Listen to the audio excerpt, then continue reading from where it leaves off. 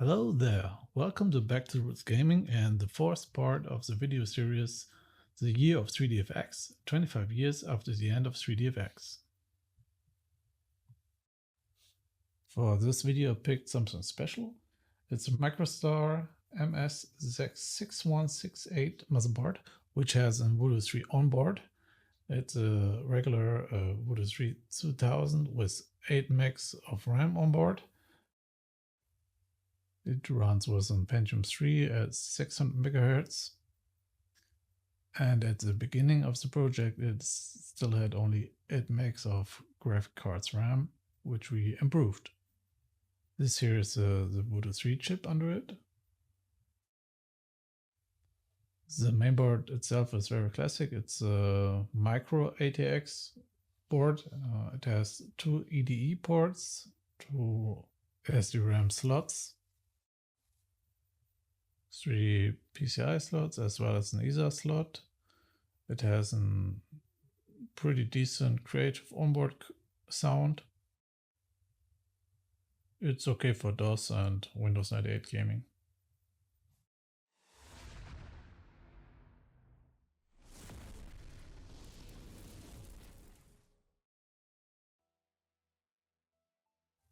The chipset is an 440ZX. It's technically a little slimmed down version of the 440BX, but it's okay for our purposes. We replace the capacitors as well as the RAM from the graphic card. The graphics RAM was improved to 60 megabytes and the access time decreased from 7 nanoseconds to 6 nanoseconds. I sent the board to Backfire. He did the RAM upgrade. The CPU is a Coppermine edition, which has cage on die and not anymore X10. It was also released in 1999 with 600 MHz.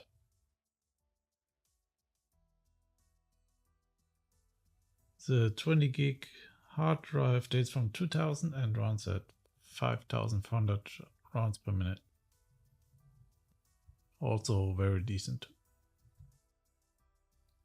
The RAM was a little complicated. I first had two 256 megs installed, but it made problems and I did not get it to work with 2 integrated RAM slots. So there's only one 256 megabytes installed, but it's okay.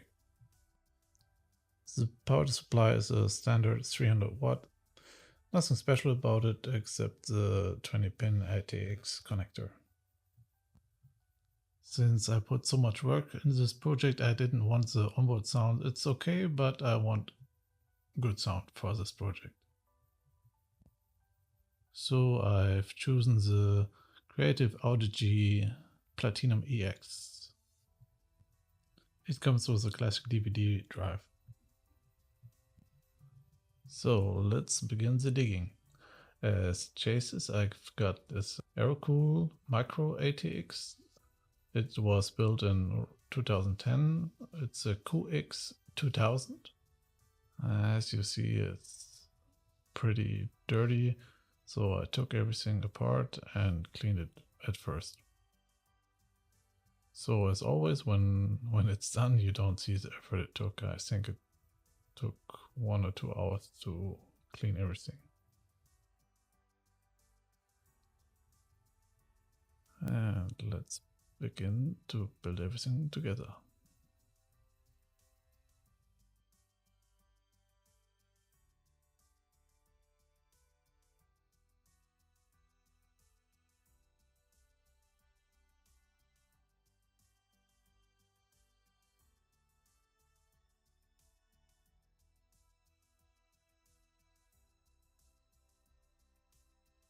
I changed the power supply, so don't wonder about it. Compared to a single Voodoo 2, the performance boost was huge. But if you had an SLI system back then, the performance boost was rather small, which is why my friends at the time weren't happy with the performance, since the SLI was no longer available for the Voodoo 3 systems. So why upgrade if you had such a high system? There was no reason.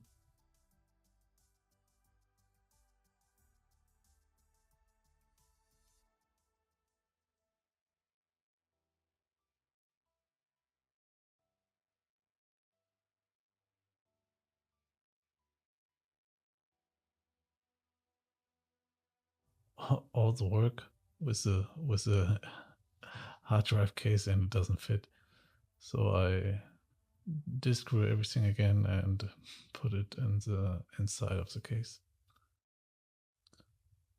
Since the Voodoo3 gets also very warm like the other Voodoos did, I installed 2 additional fans which ensure a good airflow.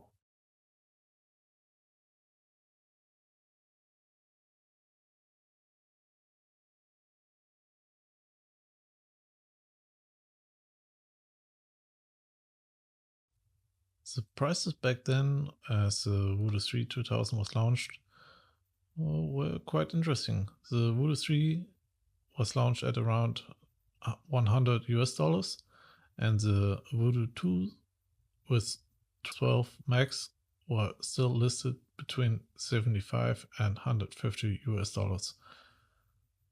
Yeah, so interesting. I think 3DFX knew that the system were not running well, so they made them cheap for selling, but not for performance.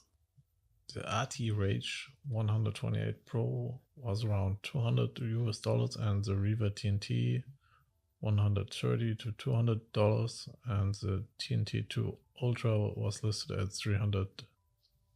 So the price was good, and the performance was also good, but not very good.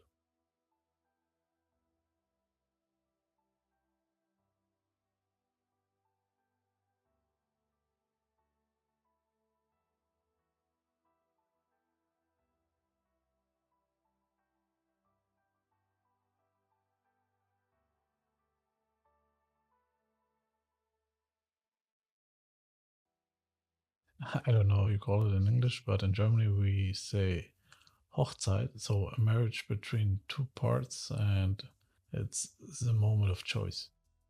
And it describes where the important components come together.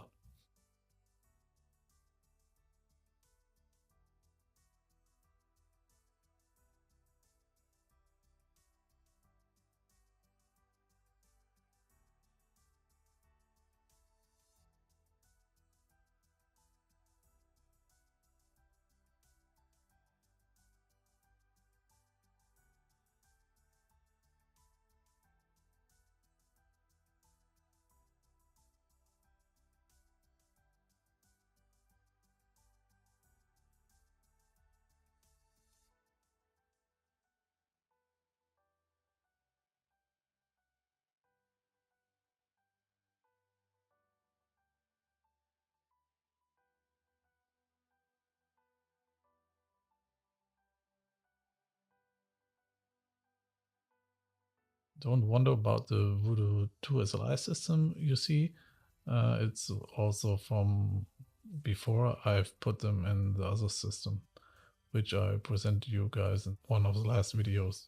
As you can see, the IDE cables are a little tricky because when you press them wrong together, then they push on the fan, and so I have to bend them a little around so that they don't get connected to the fan of the Voodoo.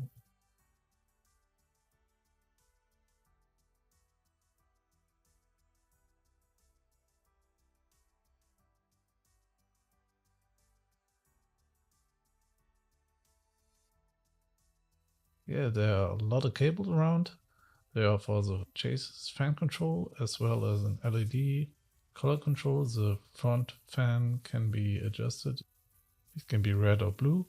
It's not much of a choice, but a lot of cabling to do so.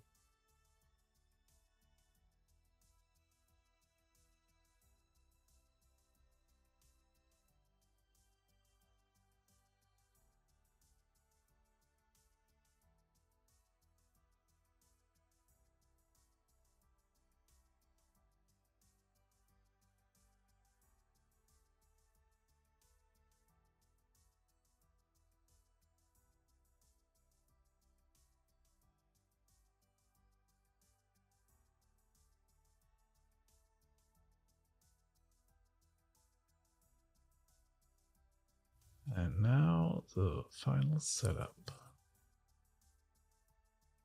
with the sound card and the network card installed. As mentioned earlier, this is the 2 RAMs installed, which always cause memory failure at boot. So I only use 1. RAM test passed, and the 16 megs of RAM are also recognized. Since I have shown you guys my install routine with Windows 98 in the previous videos, I will not show you this routine again and come directly to the benchmarks. At first, who would have thought of it? The 8 versus 16 megs of RAM.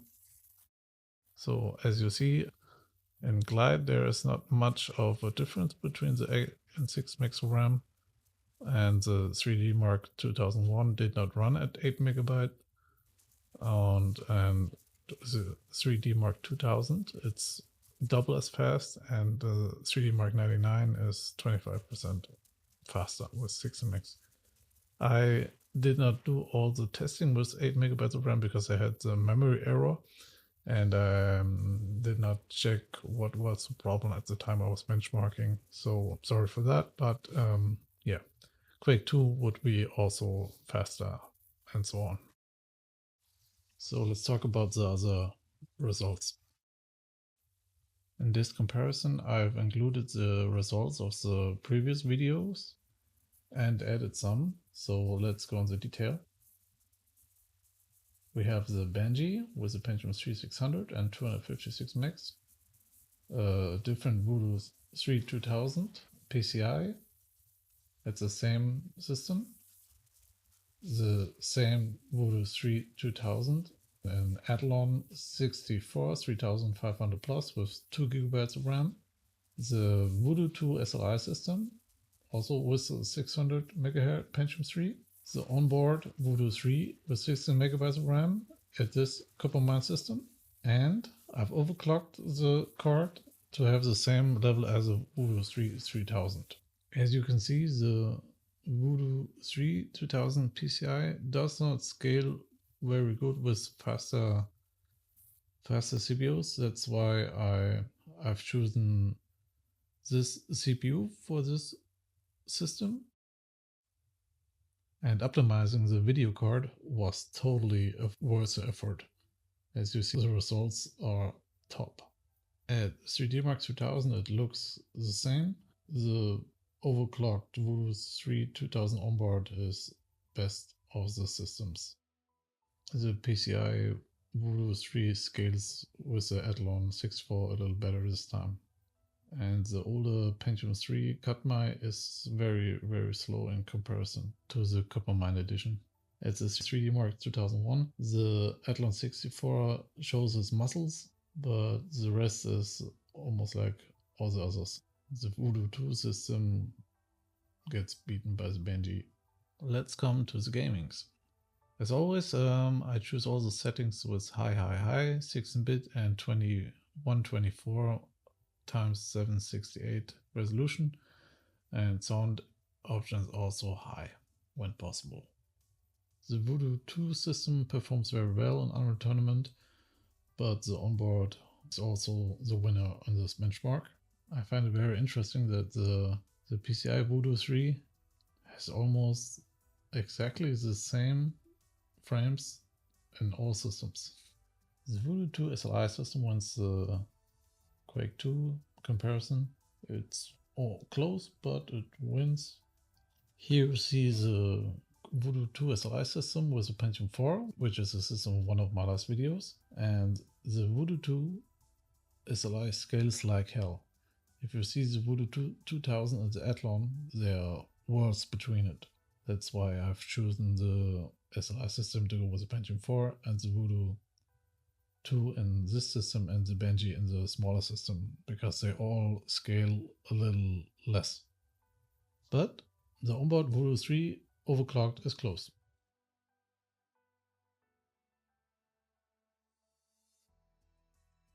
At Quake 3, the Pentium 4 did not help the Voodoo2 SLI system. They are totally overwhelmed. The multi-textures kill the Voodoos. And the onboard Voodoo3 has exactly the same frames like the Voodoo3 PCI and the Athlon 64. It's very interesting. In the PCI version, the incl CPU has a little more frames. But also Quake 3 shows how good the Voodoo3 onboard runs with the extra RAM and the overclocking, so I will not overclock it always, but it's good to know that it could be done, but I stay to the base clock for regular games. So before we come to the conclusion, a little reminder, please hit the like button if you like my builds, leave a comment if you have any questions, and subscribe to the channel for updates. The MSI MS-6168 with only 8 megs of RAM was not meant to be sold in the retail market. With only 8 megs of RAM, Motherboard probably wouldn't have sold as well anyway. Unfortunately, I couldn't find any figures on how often the motherboard was installed or used. It was mainly installed in OEM PCs from Packer Bell or Compaq. The onboard sound is okay and the DOS compatibility is good. The Audigy I installed isn't quite as easy. I recommend replacing the RAM to anyone who owns such a motherboard, because the Voodoo3 itself demonstrates its good performance right away. So it's worth the effort. If you have such a motherboard, please do yourself a favor and replace the RAM. It is so much better with this improvement. And it's even better than a regular Voodoo3 2000. So do it if you have one, so that the Voodoo3 can shine. In the next videos I will show you the builds of my Voodoo3 3000 and 3500 builds, and I would be happy to see you again.